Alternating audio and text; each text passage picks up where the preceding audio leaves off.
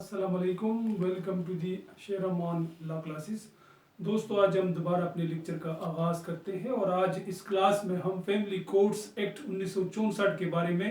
ذکر کریں گے۔ تو یہ ایکٹ 1964 میں آیا اور اس کے بعد ہی پوری پاکستان میں لاگو ہے، اور اس ایکٹ کے تحت ہر ضلع میں فیملی کوڈز قائم ہے، ڈسٹرکٹ لیول پہ بھی ہے اور باقاعدہ تحصیل لیول پہ بھی ہے، اور باقاعدہ سیول ججز ادھر بیٹھتے ہیں اور فیملی کورٹس کے کیسز کی وہ سماعت کرتے ہیں۔ تو اس ایکٹ میں بیسیکلی ایک شیڈیول دیا گیا ہے، اور جو شیڈیول ہے یہ اس فیملی ایکٹ کے آخر میں ہے اور یہ 2 حصوں پر مشتمل ہے، اور اس شیڈیول میں فیملی میٹرز کو بھی اسپیس دیا گیا ہے، اور ساتھ ساتھ جو ہمارا پاکستان پینل کوڈ ہے اس کی بھی کچھ آفینسز شامل ہے، وہ پارٹ 2 میں ہے، اور جو فیملی میٹر سے ریلیٹڈ جو میٹرز ہیں وہ پارٹ 1 میں ہیں۔ تو اس سے پہلے کہ میں تفصیل کے ساتھ اس پہ وہ ڈسکشن کروں، یہ ضروری ہے کہ میں آپ لوگوں کے ساتھ اس شیڈیول میں جو 10 آئٹمز ہیں اس کے بارے میں ذکر کروں، اور ساتھ ساتھ پارٹ 2 میں جو چند آفینسز ہے اس کے حوالے سے بھی آپ لوگوں کے ساتھ ذکر کروں۔ تو 10 آئٹمز کا اس شیڈیول میں ذکر ہے، میں آپ لوگوں کے ساتھ 1 بائی 1 ان تمام آئٹمز کو ریپیٹ کرتا ہوں، اور یہ بہت زیادہ ضروری ہے یہ اس ایکٹ کے حوالے سے۔ سب سے پہلے نمبر پہ جو ہمارا وہ ہے ڈیزولوشن آف میرج یا خلا۔ پہلا پوائنٹ یا جو پہلا اس کا آئٹم ہے، ڈیزولوشن آف میرج یا خلا کا کیس بیوی دائر کر سکتی ہے عدالت میں۔ دوسرے نمبر پہ ڈاور یعنی حق مہر۔ تیسرے نمبر پہ مینٹیننس یعنی بچوں کا خوراک کا خرچہ، خوراک کا، اور اسی طرح بیوی کے لیے جو کلیم کرتی ہے اپنے لیے وہ بھی اس میں بھی ذکر ہے، یہ آئٹم نمبر 3 ہے۔ چوتھے نمبر پہ ریسٹیٹیوشن آف کنجوگل رائٹس، یعنی جب شوہر بیوی کے خلاف دعویٰ دائر کرتا ہے جس کو بولتے ہیں دعویٰ حق زوجیت یا دعویٰ حق زناشویی، تو کنجوگل رائٹس اس کو انگریزی میں بولتے ہیں، یہ چوتھے نمبر پہ ہے مسلم فیملی کوڈز ایکٹ 1964 کے جو شیڈیول ہے اس میں۔ اسی طرح کسٹڈی اینڈ وزیٹیشن، جو مطلب بچوں کی کسٹڈی ہے، چاہے وہ بیوی لینا چاہتی ہے تھرو کورٹ یا ہسبینڈ لینا چاہتی ہے، اور ساتھ ساتھ جو بچوں کی وزیٹیشن رائٹس ہے پیرنٹس کے لیے، جو عید کی دنوں میں یا دوسرے سمر ویکیشن یا ونٹر ویکیشن میں جب وہ وزٹ کرتے ہیں بچوں کے ساتھ ملنے کے لیے، تو اس کا بھی وہ جو رائٹس ہے وہ بھی اسی میں دیے ہے۔ سیکشن 5 کی جو یہ شیڈیول ہے اس کے تحت یہ شیڈیول جاری ہے، اس کے آئٹم نمبر 5 میں اس میں ہمیں ذکر ملتا ہے۔ اس کے بعد یہ 6 نمبر جو ہے وہ آئٹم نمبر 6 وہ بہت زیادہ امپورٹنٹ ہے، وہ گارڈین شپ کے حوالے سے ہے کہ کوئی بھی شخص گارڈین شپ کے لیے اپلائی کر سکتے ہیں فیملی کورٹ میں، اور اس میں پیرنٹس بھی شامل ہے، اور اس کے علاوہ ان کے دادا دادی نانی وغیرہ جو بھی ہے، اگر پیرنٹس موجود نہ ہوں تو وہ بھی اپلائی کر سکتے ہیں، یا کوئی اور ریلیٹیو بھی اپلائی کر سکتے ہیں گارڈین شپ کے لیے، اور اس کے بعد وہ بچوں کے جو گارڈین ہے وہ لیگلی وہ گارڈین بن جاتا ہے۔ یہ پھر اس کے بعد 7ویں نمبر پہ جسٹیٹیشن آف میرج، یہ ایک تکذیب نکاح کا دعویٰ ہم اس کو بولتے ہیں، اور جب کوئی مطلب وہ نکاح اس طرح ہے کہ وہ غلط نکاح ہوا ہو، یا مطلب وہ بندہ کوئی شخص انکاری ہو کہ اس نے وہ نکاح نہیں کیا ہے، اور وہ آپس میں میاں بیوی نہیں ہے، تو کوئی بھی اسپاؤس کورٹ میں جا کر جسٹیٹیشن آف میرج کا وہ دعویٰ دائر کر سکتا ہے۔ اس کے لیے الگ میں نے ایک لیکچر تیار کیا ہے جسٹیٹیشن آف میرج کے اوپر، وہ بھی میں آپ لوگوں کے ساتھ پھر ڈیلیور کروں گا۔ اس کے علاوہ 8 نمبر پہ ڈاوری سے ریلیٹڈ ہے، جو سامان جہیز ہے، بیوی سامان جہیز کے لیے بھی دعویٰ دائر کر سکتی ہے فیملی کورٹ میں۔ اور اس طرح 9ویں نمبر پہ جو وائف کی پرسنل بلانگنگز ہے، جس میں ان کی اسناد یا اور پرسنل چیزیں ہیں، اگر وہ ہسبینڈ کے پاس ہے اور ہسبینڈ انکاری ہے تو بیوی جا سکتی ہے، اور کورٹ کے تھرو وہ پرسنل بلانگنگز جتنی بھی ان کی ذاتی چیزیں ہیں وہ کورٹ کے تھرو وہ لے سکتی ہے۔ اور اس کے بعد 10ویں نمبر پہ جو آخری آئٹم ہے اس میں اس بات کا ذکر موجود ہے کہ جتنے بھی کنیکٹڈ میٹرز ہیں، چاہے جہیز کا معاملہ ہو یا اور معاملات ہو، اگر فرض کرے اس نکاح نامے میں مکان کا ذکر ہو یا مطلب کوئی اور شرائط ہو، تو جتنے بھی کنیکٹڈ میٹرز ہیں وہ ہم سیکشن 5 کی جو شیڈیول ہے اس کے آئٹم نمبر 10 کے تحت ہم کلیم کر سکتے ہیں فیملی کورٹس میں۔ اور اس کے بعد یہ جو ہمارا شیڈیول ہے اس کے سیکنڈ پارٹ میں کچھ پینل آفینسز ہے جو اسپاؤسز ایک دوسرے کے خلاف وہ اگر دائر کرنا چاہے تو بجائے اس کے کہ وہ پولیس اسٹیشن میں درج کرے یا مطلب کسی اور کرمنل کورٹ میں جائے، تو باقاعدہ اس پارٹ 2 شیڈیول کے پارٹ 2 کے تحت وہ فیملی کورٹ میں دائر کر سکتے اور فیملی کورٹ کے پاس یہ اختیار ہے کہ وہ اس کے اوپر باقاعدہ اختیار سماعت کرے اور فیصلے کو مطلب فیصلہ اس کے اوپر دے۔ اور اس میں کچھ آفینسز کا میں ذکر کرتا ہوں، اس میں سیکشن 337A کا ذکر ہے، 337F کا ذکر ہے، اسی طرح اور بہت سارے آفینسز ہے پاکستان پینل کوڈ سے ریلیٹڈ، سیکشن 352 بھی ہے۔ تو یہ مختلف آفینسز ہے جو باقاعدہ اس کے لیے بھی اختیار سماعت حاصل ہے فیملی کورٹ کے پاس کہ وہ اس کے اوپر ڈیسائیڈ کریں۔ اس کے بعد یہ تو تھا جو میں نے آپ لوگوں کے ساتھ ڈسکس کیا کہ یہ جو مختلف شیڈیول میں جو چیزیں ہیں اس کے بارے میں، اور یہ بیسک چیزیں ہیں مطلب جس کے تھرو ہم کورٹ میں جا سکتے ہیں اور فیملی کورٹ میں کیس کر سکتے ہیں۔ تو ابھی میں 1 بائی 1 آپ کے ساتھ کوشش کرتا ہوں کہ جتنی بھی سیکشنز ہیں جو ضروری سیکشنز ہیں اس کے بارے میں آپ لوگوں کے ساتھ ڈسکشن کروں۔ تو سب سے پہلے نمبر پہ جو پہلا سیکشن ہے وہ ہے اسٹیبلشمنٹ آف وہ ہے ریلیٹڈ ہے جورسڈکشن آف کورٹ اور ایکسٹینشن آف دی کورٹ، یعنی جو ہماری جو فیملی عدالت ہے اس کی ایکسٹینشن کیا ہے اور اس کی جورسڈکشن کیا ہے۔ تو اس کی جو ایکسٹینشن ہے یہ پورے پاکستان تک ہے، مطلب یہ جو ایکٹ ہے یہ جو نافذ کیا گیا اس کا ایکسٹینشن کیا ہے یہ پورے پاکستان تک ہے، اور یہ مطلب پورے پاکستان میں اس کے تحت عدالتیں قائم ہو چکی ہیں۔ تو یہ سیکشن 1 اس کے بارے میں ہے۔ سیکشن 2 ڈیل کرتا ہے جتنی بھی ڈیفینیشنز ہے، اور ہر قانون میں یہ ہوتا ہے کہ اس کا جو دوسرا وہ سیکشن ہوتا ہے وہ بیسیکلی ڈیفینیشنز کو ڈیل کرتا ہے۔ تو اس میں آربیٹریشن کونسل کا ذکر ہے، کورٹ کا ذکر ہے، اور اسی طرح مختلف ساری جو چیزیں ہیں جو اس لاز میں وہ موجود ہے ڈیفینیشنز، وہ اسی سیکشن میں ہے، سیکشن 2 میں۔ پھر سیکشن 3 میں اسٹیبلشمنٹ آف کورٹ کا ذکر ہمیں ملتا ہے اس میں سیکشن 3 میں، اور اس میں یہ ہے کہ اس میں تمام ملک میں یہ ذکر موجود ہے کہ فیملی کے لیے عدالتیں قائم کی جائیں گے، اور جو ان کے ججز ہوں گے وہ باقاعدہ ہائی کوالیفائڈ ہوں گے، اور اس میں تو ڈسٹرکٹ سیشن جج کا بھی ذکر ہے، لیکن بعد میں یہ پاور سول جج کو دیا گیا ہے۔ مختلف ہائی کورٹس نے اپنے اپنے صوبے میں یہ پاورز ٹرانسفر کی ہیں سول جج کو بھی۔ تو یہ بہت زیادہ امپورٹنٹ سیکشن ہے، سیکشن 3۔ اس کے بعد سیکشن 4 ہے کوالیفیکیشن آف ججز۔ تو جس طرح میں نے پہلے آپ کو بتا دیا کوالیفیکیشن آف ججز جو ہے اس میں تفصیل سے پھر سیکشن 4 میں ذکر ہے کہ کم از کم جو کوالیفیکیشن ہے وہ ڈسٹرکٹ اینڈ سیشن جج کے برابر کوالیفیکیشن ہوگی، یا مطلب ڈسٹرکٹ اینڈ سیشن جج بطور فیملی کورٹ وہ فرائض انجام دیں گے۔ لیکن روٹین میں اس طرح کی جس طرح میں نے پہلے بتا دیا کہ یہ پاور ڈیلیگیٹڈ ہے سول ججز کو بھی، تو سول ججز نارملی روٹین میں وہ فیصلے کرتے ہیں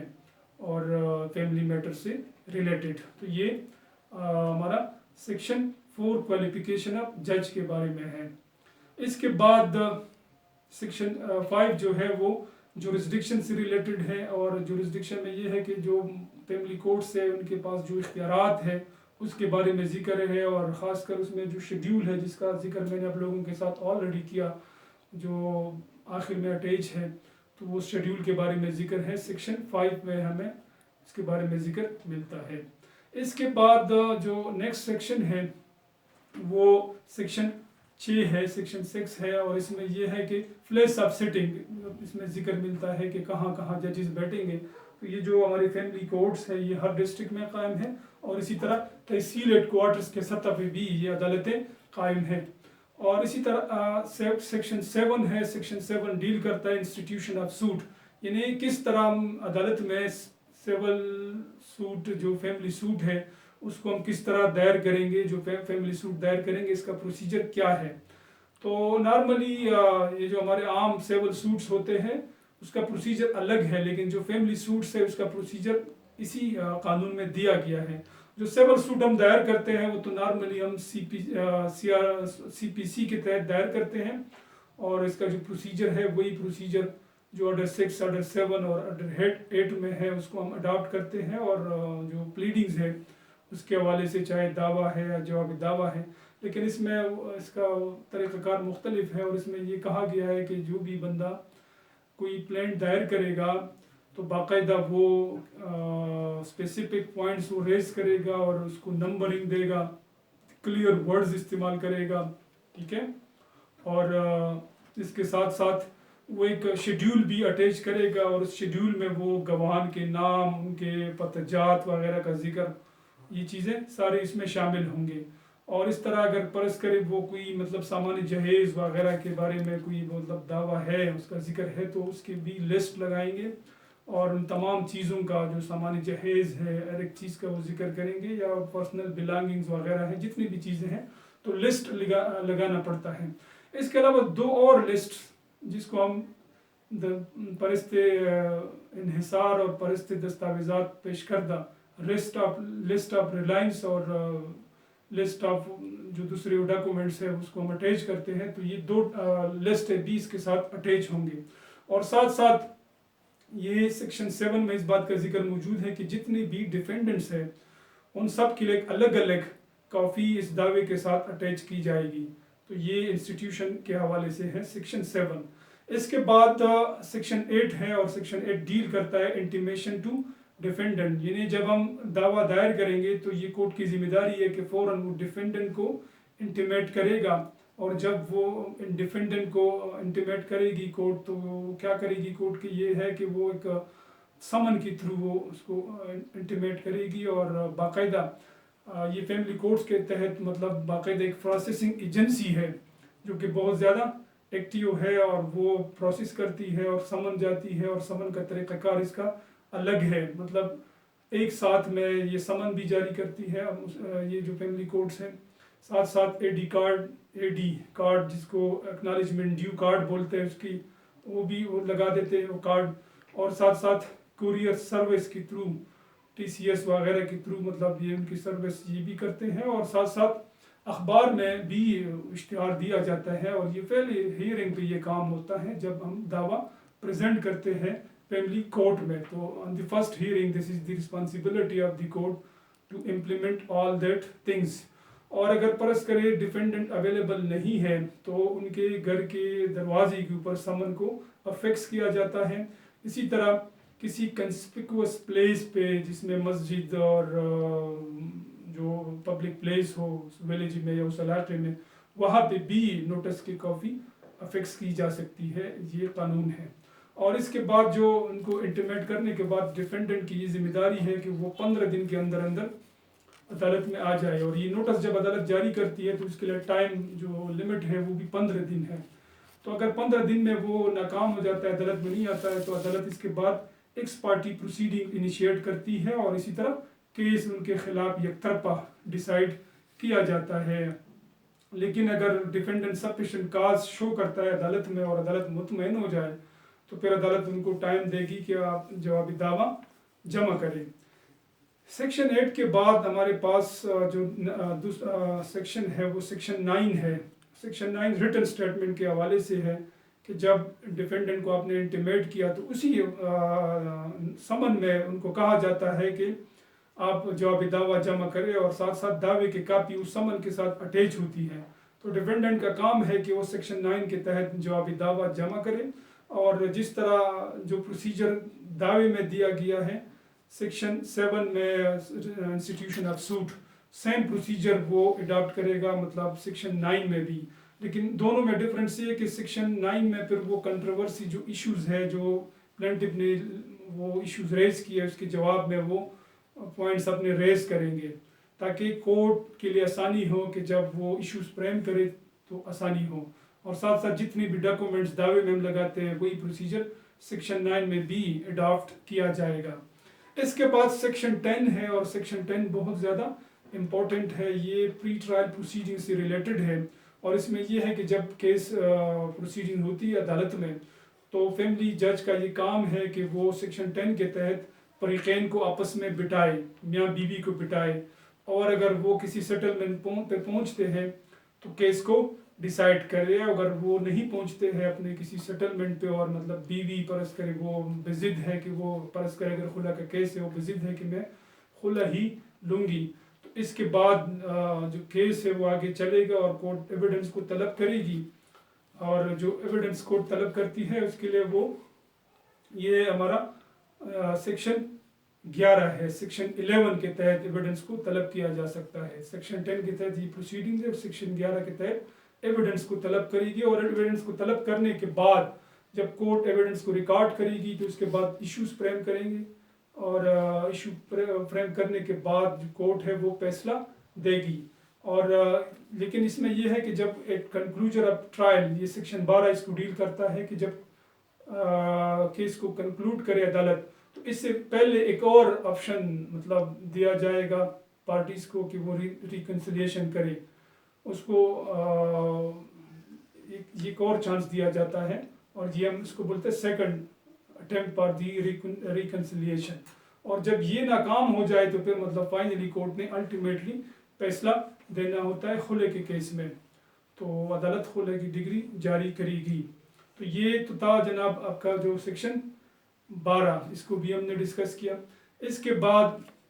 جو دوسرے نمبر پہ ہے ہمارا وہ سیکشن 13 ہے. اور سیکشن 13 جو ہے یہ بہت ضروری ہے، لیکن اس سے پہلے ایک اور سیکشن بھی ہے، وہ ہے سیکشن 12A. اور سیکشن 12A میں یہ ہے کہ کورٹس جو ہے وہ باؤنڈ ہے کہ وہ مطلب ود اسپیسیفک ٹائم مطلب وہ فیملی کورٹس کے میٹرز کو ڈیسائیڈ کریں. وہ اس طرح ہے کہ فرض کرے اگر ٹرائل ہے، ٹرائل سٹیج کے لیے اس کے لیے ٹائمنگ جو مقرر ہے اس فیملی کورٹس ایکٹ کے تحت وہ 6 مہینے ہیں. لیکن اگر اپیلٹ پورم پہ ہم جاتے ہیں، ٹھیک ہے، تو پھر اس کے لیے جو ٹائم اسپیسیفک ٹائم دیا گیا ہے وہ 4 مہینے ہے. اور اسی طرح اگر مطلب ریٹ پٹیشن فائل ہو جائے، وہ تو اس ایکٹ میں نہیں ہے لیکن ہائی کورٹس نے اس کے اوپر فیصلے دیے ہیں کہ وہ ریٹ جو ہے جب ہم فیملی کورٹ میں ریٹ کریں گے اس کے لیے بھی جو ٹائم اسپیسیفکیشن ہے وہ 4 منتھ ہے. اور یہ ساری چیزیں اس لیے ہے کہ تاکہ اسپیڈی ڈسپوزل ہو اور جو میٹرز ہے فیملی افیئرز ہے یہ جلدی ڈیسائیڈ ہو جائے. اور زیادہ تر اس میں لیڈیز انوالو ہے تاکہ ان کو کچہریوں میں اور عدالتوں میں بار بار آنا نہ پڑے. تو یہ سیکشن 12A بہت زیادہ امپورٹنٹ ہے. اس کے بعد سیکشن 13 ہے انفورسمنٹ آف ڈگری یا ایگزیکیوشن. یعنی مطلب جو عدالت ڈگری پاس کرے گی تو اسی کورٹ کا کام ہے کہ اس کو ایگزیکیوٹ بھی کرے. فرض کرے اگر خلا کا کیس ہے تو اس کے بعد وہ فوراً اس کی جو کاپیز ہے وہ سینڈ کرے اور آگاہ کرے یونین کونسل کو، اور اسی کی بنیاد پہ وہ میرج ڈیزولوشن سرٹیفکیٹ جاری کرتی ہے یونین کونسل، اس کا کام ہے. اسی طرح اگر خرچے کا کیس ہے اور جس میں بچوں کے لیے خرچہ ہے یا بیوی کا خرچے کا کیس ہے تو اسی عدالت میں ہم ایگزیکیوشن پٹیشن فائل کر سکتے ہیں جس نے ڈگری کو پاس کیا ہے اسی فیملی کورٹ میں، اور فوراً اس کے اوپر فیملی کورٹ جو ہے وہ جلدی مطلب اس کے اوپر وہ ایگزیکیوشن کی کارروائی شروع کرے گی اور اس بندے کی جو پراپرٹی ہے، جائیداد ہے، اس کو اٹیچ کر سکتی ہے. اور اگر پراپرٹی نہیں ہے تو اس بندے کو جیل میں بھی بھجوانے کی آرڈر صادر کر سکتی ہے. یہ فیملی کورٹ کے پاس یہ اختیار ہے سیکشن 13 کے تحت جو ایگزیکیوشن آف ڈگری ہے. اس کے بعد جو اپیلٹ پورم ہمارا ہے وہ 2 ہے، ایک ڈسٹرکٹ اینڈ سیشن جج بھی ہے اس قانون کے تحت اور وہ ہائی کورٹ بھی ہے، 2 فورمز ہے. تو اپیلز کا جو اس میں رائٹ ہے یہ سیکشن 14 میں دیا گیا ہے. اور اس میں یہ ہے کہ فرض کرے ڈسٹرکٹ اینڈ سیشن جج جو کہ بطور فیملی کورٹ وہ فیصلہ صادر فرمائے تو اس کے خلاف جب ہم اپیل کرتے ہیں تو وہ ہم ہائی کورٹ میں جاتے ہیں سیکشن 14 کے تحت. لیکن اگر سول جج فیصلہ صادر فرماتے ہیں اور نارملی وہ اس طرح کی زیادہ تر سول ججز ہی کرتے ہیں تو اس کے خلاف ہم سیکشن 14 کے تحت اپیل دائر کرتے ہیں. تو یہ سیکشن 14 بہت زیادہ اہم ہے اور بہت زیادہ امپورٹنٹ ہے یہ مسلم فیملی کورٹس ایکٹ کے حوالے سے. اس کے بعد جو اور پروویژنز ہے ریلیٹڈ ہے اور سیکشنز ہے وہ سیکشن 15 ہے. سیکشن 15 جو ہے وہ پورا پروسیجر ہمیں بتاتا ہے کہ جناب کس طرح مطلب ہم سمن کو پارٹی کو سمن کریں گے، تو سمن سے ریلیٹڈ اس میں پروسیجر موجود ہے سیکشن 15 میں. اور اسی طرح سیکشن 16 جو 16 نمبر ہے اس میں کنٹیمپٹ آف کورٹ ہے. تو فیملی کورٹ کے پاس اختیار سماعت ہے کہ وہ خود ہی اپنے کنٹیمپٹ آف کورٹ کے میٹر کو ڈیسائیڈ کرے. اور اگر کوئی شخص کنٹمپٹ آف کورٹ کرتا ہے جس میں اگر کوئی بندہ کورٹ میں وہ تھریٹننگ الفاظ استعمال کرے یا مطلب وہ کسی ہرڈل کریٹ کرے یا مطلب کسی نازیبا الفاظ استعمال کرے اور یا مطلب ایویڈنس دینے سے انکاری ہو تو فیملی کورٹس کے پاس اختیار ہے کہ وہ جناب وہ کرے کنٹمپٹ آف کورٹ کا نوٹس دے اور اس کی جو زیادہ سے زیادہ سزا ہے وہ پنشمنٹ ہے جو کہ 2000 تک مقرر ہے اس ایکٹ کے تحت. اور اس کے بعد جو ہمارے پاس اور سیکشنز ہیں وہ ہے